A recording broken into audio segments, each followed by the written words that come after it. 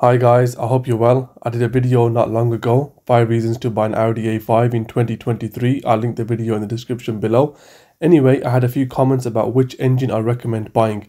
So this video is dedicated to the diesel engine variances found in the Mark 1 Audi A5, which can be found from years 2007 to 2016. I can't talk about all the engines, otherwise I'll be here all day, but I'll discuss the most popular variances.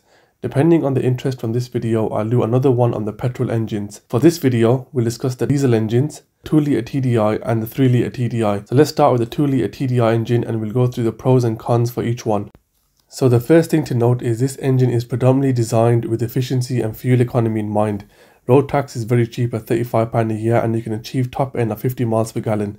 It has 177 bhp, which gets you along nicely.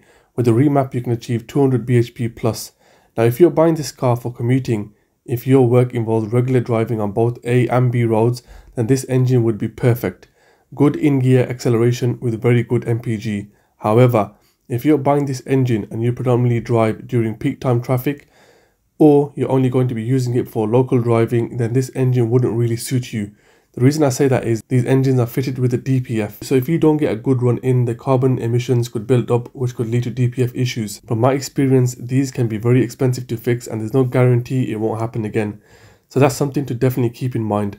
Again, if you're using this car for local driving, you could also experience EGR issues. If you're driving very short distances, the engine soot or carbon emissions may build up and cause EGR issues. When this happens, the car throws an engine management light and the EGR will most likely need replacing or cleaning. So with the 2-litre TDI engine, it's a very good car. It's a very good engine, decent acceleration, good MPG, low tax, and definitely recommend this if you're using it as a commuter car. I wouldn't recommend this engine if you're driving very short distances.